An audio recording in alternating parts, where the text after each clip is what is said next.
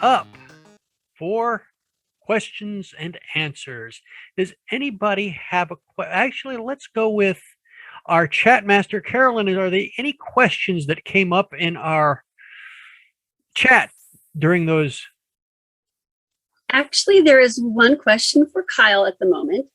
Where should the microphone be placed in these room arrangements? Jameson put it in there too, but I'd also like you to mention that. I'm going to share my screen again and back up because that is a great question, and I can best show it. Come on, I can best show it by backing up to here. So let's assume this is a big table. You can see my mouse moving, hopefully.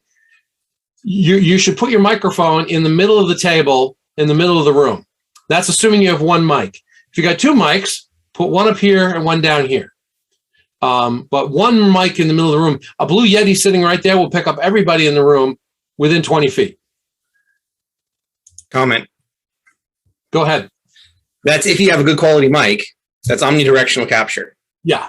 Yes. Right. If you have like a single directional capture mic, like mine is designed for audio narration, and so it's a condenser mic, so it only captures in one direction. Yep. Or if you have like a kind of crappy mic that you just can't afford or haven't got, you're just using what you have, put it by the lectern. That's the priority. Because then it's that way, if people are doing like Kyle said, and everybody going up to lectern to speak anyway, they'll get heard. If you can upgrade to the better quality mic that can capture everybody, then you put out where everybody can be heard. But make sure that people at the lectern can be heard in the mic because they're typically furthest away to put it in the center. So that's the priority though, to make sure it's heard. Thank you. Yep. Back to you, Merlin. Thank you. And if anybody has a question, actually, I'll first, for those of you who are chat, Carolyn, you got another one. I have another one that came through. What do you do about the echo from the speakers and the mic? Talk about. Listen to our tiny tech moment. Yeah. One of the things, the echoes that you get where somebody speaks and you're seeing the speak and they speak and they speak and they speak, with that type of thing, that's a version of feedback. Yep. And our tiny tech moment today is about feedback and how to eliminate it. Yep. We anticipated your question. Aha. Is there anything, Carolyn, is there anything else in chat? That was the last one in chat. Okay. First of all, I'll have anyone who has, let me know if there's anything more in chat. If you have a question, you don't want to ask it out loud, just go ahead and put it in chat. And I'll ask for any hands of anybody who actually wants to ask a question verbally. So we got one from Vicky and then one from John. The one from Vicky is, it is important for the in-person attendees be aware how much noise comes through the mic, especially during a meeting with food being served. Do you have any suggestions? And little technical difficulties. Do you have any suggestions to address or minimize noise?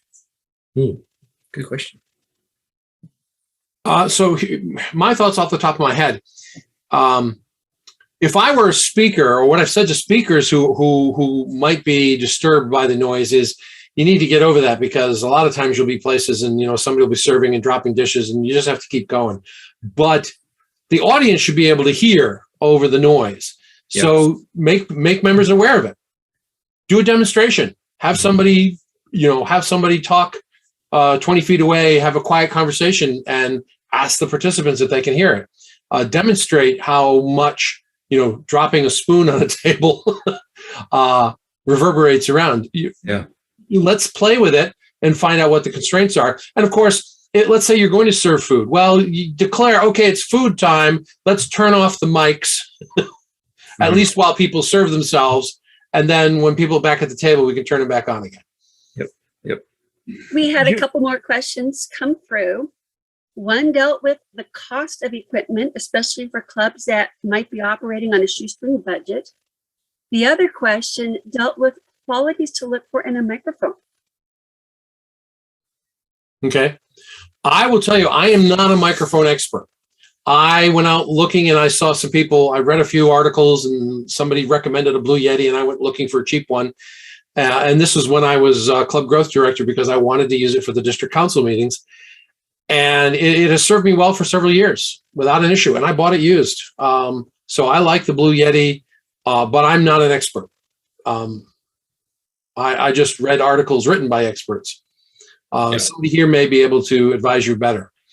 I will note, since I did mention it, condenser mic is, as far as I understand, is in contrast to an Omni mic. Condenser condenses what you're hearing from one direction, and then Omni is from everywhere, I think. So when I got a condenser mic specifically, it was to minimize ambient noise. Sure. And Omni would capture ambient noise. Same thing with like sensitivity. If it's higher sensitivity, you'll pick up more of the distracting noises. If it's lower sensitivity, it's more likely to pick up just the sound. So there's no hard and fast rule. Try, if you can, borrow somebody's mic to see if it works before buying one, if you want to invest in a better quality one, things like that. But you can also, as far as what costs go, you can use district bucks for this kind of thing. Mary, do you have an answer too? No, I was going to volunteer a different answer to a different question. Okay. Can I mention one other thing to play off of what James just said? Somebody was talking about the cost of these things. One of the reasons my club can use these things is because I bought an external camera, I bought speakers, I bought a microphone. So I'm willing to loan them to the club. If your club doesn't have these things, ask your members, what do you got? Yep. Make a list. You'd be surprised who has a external camera that they can detach and, I'll bring my camera, I'll bring my laptop, I'll bring my microphone, I'll bring my projector. Ask your members what they have. Yep. Good stuff. John Naredka's got a question. And Mary had an answer to another question too, I think. Oh. Okay. There were two questions, that I saw. Clubs who can't afford it and meeting in Starbucks. Or any restaurant, any place. So I had some experience meeting in a couple of different restaurants for one of our clubs when we were hybrid. It was really difficult to be able to hear for two reasons. Two things happened. One, it is difficult to avoid the kind of noise because you're required to typically eat. And so you've always got some clatter going on, and you never know when the interruptions are going to happen. So try to find a room that can be really quiet and let people know when your speakers need the quiet. So there's like a no disturb kind of thing that you could put on. It was really difficult, but we didn't also have the technology to make it work, but we moved because the restaurant made it too tough. But just something in general I wanted to mention in all of these questions, don't assume that your club needs to be hybrid. It is okay for you to say, we are going to be only online, or we're going to meet only in person. If you find you can't afford it, you can't get the room, and ensure that the club members are really willing to go for that hybrid. It is more work. It might require two timers. It might require two guests. It asks more of members, and you've got to have cooperation from members for it. Indeed. That's it. But they took down their hands. I just want to make sure we didn't lose track of them. But John Neurotica and Vicky both have their hands. I want to make sure we didn't miss them. Yes. John, did you still have a question? Yes. So my question, I guess, it started out with having the screen off to the side versus whatever in Kyle's diagram. But as I was thinking about it more, my question has changed to whoever is running the Zoom meeting in the hybrid meeting. Does it make sense to have two connections as opposed to only a single connection, so that there would be the possibility of not only projecting, say, a presentation, but also still being able to see the audience at the same time? I'm just wondering how. So in the second scenario I showed you, where the audience was facing, all the audience was facing the lectern, and one camera was off to the side facing the lectern, I also had a camera up front facing the audience. And it is my assumption that second camera, it has its own little laptop and is connected to Zoom. It's a separate Zoom connection. Okay. So the people online would have the opportunity to see the room and the audience in the room. And the people in the room can turn and look at the screen and see everybody who's online. Okay, unless there's a presentation taking place on that screen. Right. Or if you wanted to get really fancy, have two screens so one can have presentations and Yeah. okay. Yeah, the presentation can be done in a bunch of different places depending on how you set it up. Yeah. Scenario 4 or 5 there. Yeah. What I was trying to avoid is the exact scenario we're going to face next. My home club is going to face next week. The big screen TV is up on the wall right behind the lectern, which means if you're in the audience looking at the speaker, you're going to see a room full of Zoom people behind their head. But there's no way to avoid it unless we rearrange the room. Yeah. Hey, Vicki, did you get your question answered? Yes and no. My comment earlier in chat was about the experience that the online audience has when there's a lot of noise in the room, in the in-person room. And in my home club, we've been doing hybrid since last August. We've put the mic in the middle of the table, and we're meeting in a conference room hosted by a restaurant. So there is food being served. And the online experience is kind of unpleasant because you're hearing the silverware clattering against the table or the plates and people smacking their lips and chattering going on. It's really not very pleasant. So the solution was turn the mic off, but then there's that disconnect. Yeah. So I'm wondering if there's a solution that any of you have.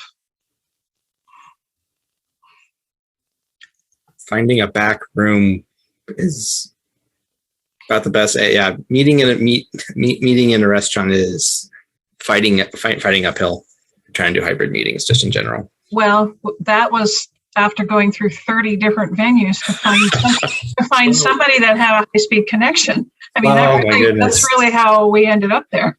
Oh man! What I would suggest then is schedule your eating time before the meeting starts. Have people arrive a half an hour early and eat, and the people online can join and they can have food, and everyone eats from 6 to 6:30, and at 6:30, the utensils down, meeting starts.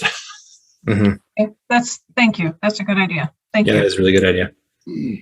Sydney, what was your question? Thank you. I actually had one observation and one question. My question was, Kyle, are we going to be able to have access to your slides? Those were really good, and I wasn't able to take notes while you were showing them. The link is in the chat right now. Okay, great. I had intended to post that when I finished, but I forgot. Sure. And then one of my observations about having hybrid meetings at work, not necessarily in Toastmasters, but at work, is that people who are together forget about the people who are there electronically, especially the ones that are not there visually. So in our meetings, sometimes people don't have a camera. Sometimes they have their cameras and they're working, but sometimes they got off work late and they pull over in the parking lot and they'll call in, but they don't have a camera readily available for whatever reason. And they get forgotten so easily and nobody can interrupt. It's very difficult for them to interject different things. I'm finding this meeting to be, this meeting to be very helpful and eye-opening as we try to decide whether or not we want to be a hybrid. I was under the impression that being a hybrid would be a really great thing. It adds more opportunity, more options for people. Everybody likes more options, but I think it is something that we are definitely going to have to think hard about. Really look at all of the technical pieces and what it is that we want to accomplish, and see if that's really going to be a direction we want to go. Yeah, James, you've had experience being on the end of that disparity. Yes. And I was going to comment, Mike said something very similar to what I was going to say, that it makes sense to stop more frequently for questions, comments in a hybrid environment. So I was going to mention specifically to this because this ties in with my presentation. When I was first attending Sound Advice, I of course attended it digitally when they were hybrid because I was, several hours drive away. And when they did questions and answers and things like that, there were some of the members, I don't remember which ones were good and which ones were less good.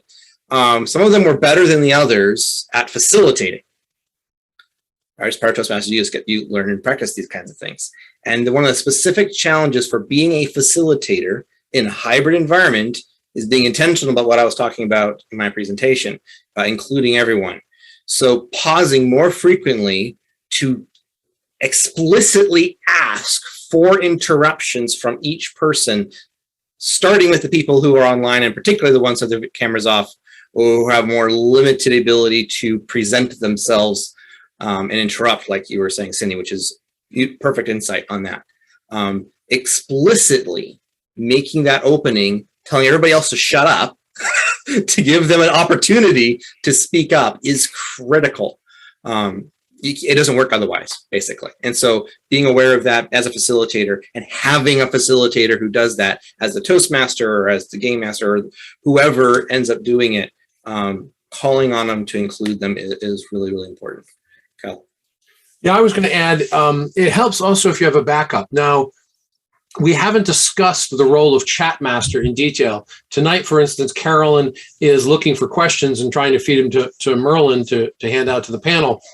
But if you have a chat master in your normal club meeting, one of the things they would do is engage with guests and answer guest questions and things like that. But one of the other things they could do is they could be watching for questions, watching for people raising their hand, like Bond has raised his hand, Vicky has raised her hand. If I'm Toastmastering, I may not be able to look at the screen to see the hands raised, but the chat master can do that. And the chat master should know implicitly they have permission to interrupt. You can say, wait, Kyle, shut up. We have a hand. We have a hand up. Actually, Kyle, we have two hands. Yeah. So what I'm saying is, in a normal Toastmaster environment, we don't interrupt each other. We wait. And in this scenario, in order to try to level out the people's involvement, we may need to try a few things, like interrupting the Toastmaster or the speaker to say, "Hey, you have a question." Mm-hmm. I'll shut up now. Yeah. I think it's now time for you to ask your question, Bond. Yeah, thank you. Thank you. I was going to say, I really relate to what Vicky just said. Also, there was a post at the chat window when we are running the hybrid meeting at an open area or public area to use a omnidirectional mic. Sometimes it really works overwhelmingly to catch up the sound and the surroundings unnecessarily. So my club in the South District 12, South California, we have been running hybrid meeting for a while. We work out kind of order in order of the importance in terms of the functionality of those devices. So we come up with the idea the speaker is number one for the in-person meeting environment. And then second one is a mic. So we purposefully cut off the omnidirectional mic. So whoever is supposed to speak just comes up to the computer where there is a lectern to use that either the computer's extended mic or the computer built-in mic. And then whoever those audience a little far away, their sound will not be that much caught up by that mic. So that's what we use. And we also found that when the audience has a low turnout, like we found less than 5 members, the computer screen would be enough to show what's going on with the online audience. That we also have an order in terms of the finance requirement, the budget. We also noticed that the project or big screen, that's really a big burden of the investment. So we try to put that backwards, not really, unless we have some Like Kyle said, we have some members to voluntarily supply that. Otherwise, we use small computer, and the members just maneuver a little bit, sit a little closer, and to watch the screen. That's what we have done. Thank you. Great stuff. Thank you, Bond. Thank you, Bond. Vicky, you have a question as well? Another question? I do, thank you. I would be interested in hearing what the panelists have to say about using chat during a meeting, and especially how the chat master might be engaging that. Obviously, the chat is more for the online attendees and not so much for the in-person attendees. Is it a disruption? Does it help create cohesion? Everybody's laughing. All right, this is one of my soapboxes. So, Go ahead, Kyle. okay. I'm going to say it depends upon your club. Yeah. For instance, here at Nerdmasters, we have used the chat to create dialogue that goes on even while someone's speaking. And I think so far I haven't had anybody tell me that's a distraction. Don't do that. On the other hand, I took some of that to my home club, and I have been told, don't do that. We don't speak while someone is speaking, so stop chatting while someone is speaking. Oh, I got my wrist slapped. I won't do that anymore.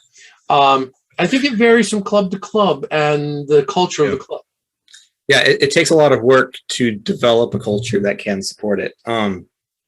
My thought on it, and I've been campaigning for using chat actively as much as possible for a long time now, is part of it is, like I said, bringing more of your humanness, right? There's more engagement, you're more connected, and you are more a participant rather than simply an observer, which when you're in person, just sitting there makes you a participant. Online, that's not true because you're not in the same place. And so communicating is part of what draws you in and helps you engage. If you've ever been in a long lecture and you didn't take notes, and then in another long lecture, you did take notes, which one were you more engaged with? The one in which you took notes, typically, Right. for most people.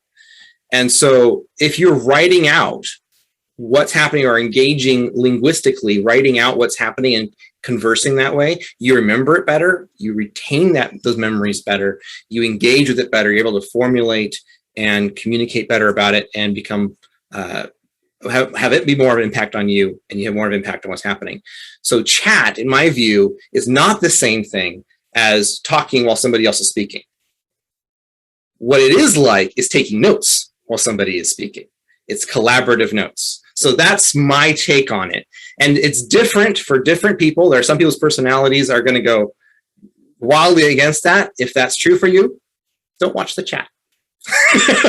So that's my take on it. We had one more question earlier regarding timing cards. Yes, thank you. Especially when we have hybrid, the hybrid meetings, people in person, people online. What are some suggestions for how that can be done well, especially if the timer is online?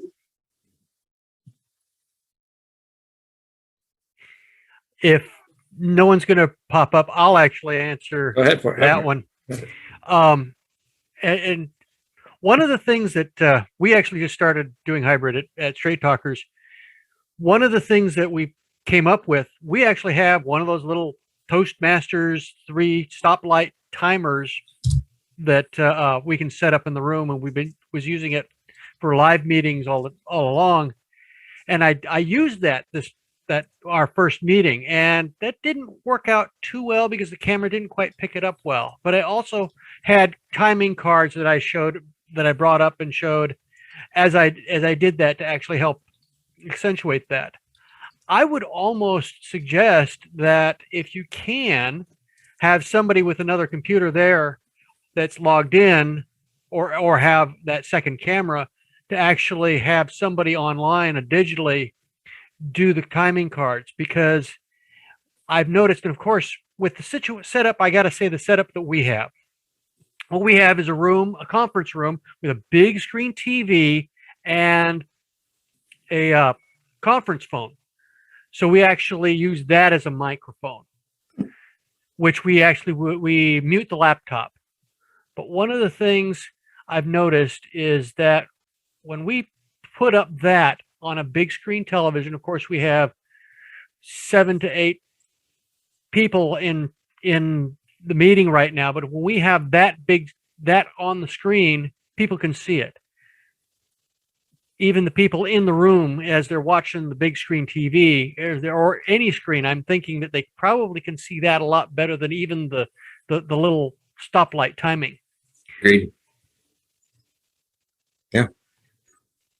And it also depends on which format you're using, like Kyle's setups is, if he has one facing the audience or something like that, then holding up a big bright card could also be equally effective. If you have different kinds of setups, different ways will work better. Sometimes you may have to limit certain functions to a particular, either online or in person. And timer is one of those ones that it might, in some setups, be best always done online.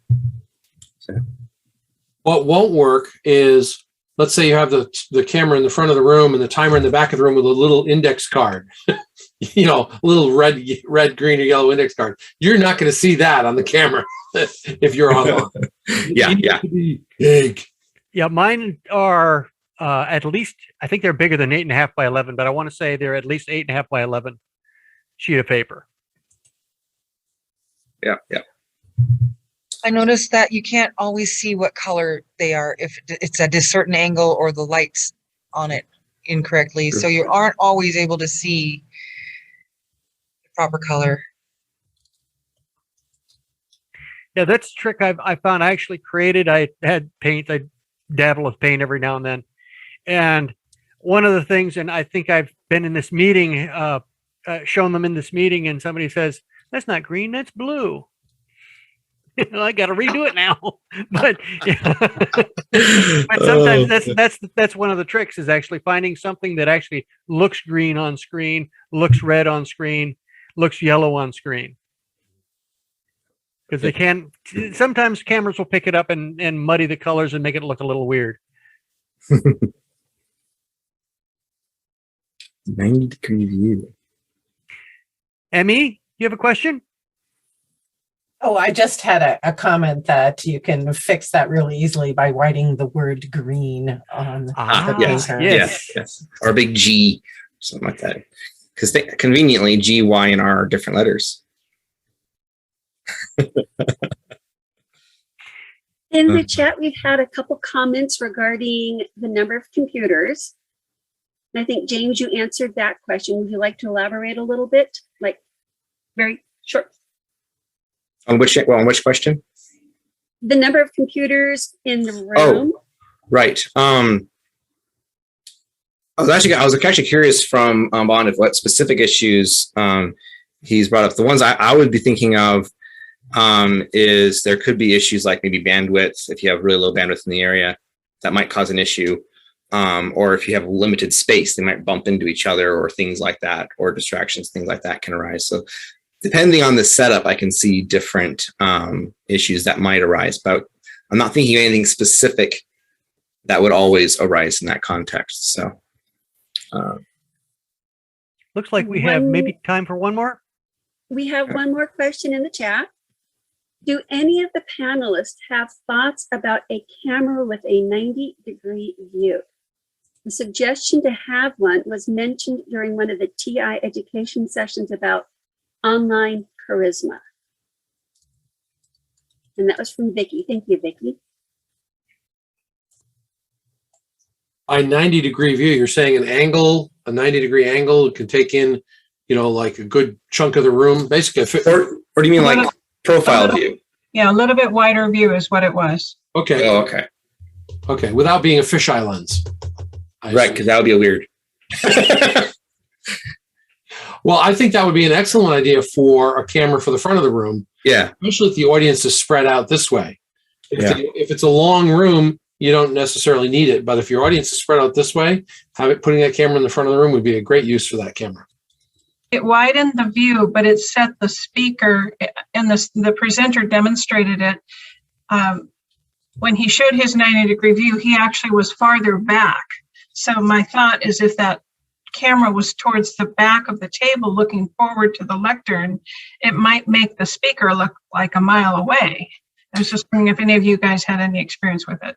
Yeah, I wouldn't use that sort of speaker, that sort of camera aimed at the lectern for just that reason. I would use it in the front of the room facing the audience so you can see the whole audience. Okay. But for a camera to be facing the lectern, to capture the speaker, to capture the Toastmasters, I would use something with a narrower view. Game over.